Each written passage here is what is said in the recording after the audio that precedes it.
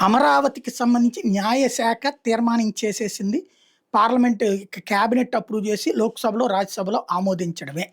ఇది మొన్న రాశారు. మళ్ళీ ఇవాళ ఆంధ్రజ్యోతి రాసుకొచ్చింది. కట్టుదిట్టం, చట్టబద్ధం.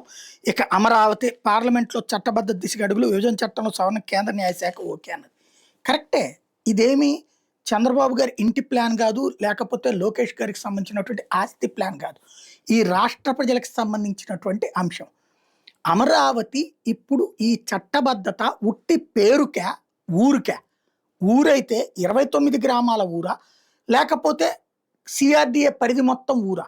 జ్యూరిస్డిక్షన్ ఎక్కడి నుంచి ఎక్కడ దాకా ఉంటుంది? 29 గ్రామాలు ఉంటుందా? లేకపోతే కనుక ఈ దాదాపుగా 80 లక్షల జనాభా ఉన్నటువంటి బెజవాడ, గుంటూరు, మంగళగిరి, తెనాలి ఈ ప్రాంతాలన్నీ ఉంటుందా? అది కదా తెలియజేయాల్సింది. ఎందుకు దాస్తున్నారు? నారాయణ గారు ఎందుకు చెప్పరు? చంద్రబాబు గారు ఎందుకు చెప్పరు? లోకేష్ గారు ఎందుకు చెప్పరు? పవన్ కళ్యాణ్ గారు ఎందుకు చెప్పరు? కేవలం అదుగో ఇదిగో, ఇదిగో అదుగో అనేసి ఎందుకు మోసం చేస్తున్నారు? స్పష్టత రావాలి కదా ప్రజలకి. ఊరు బాగుపడాలంటే, అమరావతి బాగుపడాలంటే ఇవన్నీ కలిపి తీరాల్సిందే. కేవలం 29 గ్రామాలకు కలిపితే అమరావతి ఎప్పటికీ ఎదగదు. అది కేవలం మున్సిపాలిటీకి ఎక్కువ, పంచాయతీకి తక్కువ. పంచాయతీకి ఎక్కువ, మున్సిపాలిటీకి తక్కువలాగానే మిగిలిపోతుంది. అలాగే ఒక పక్కన అమరావతి ఉండగా ఇంకొక అమరావతిని నోటిఫై చేయడం ఎట్లా కుదురుతుంది?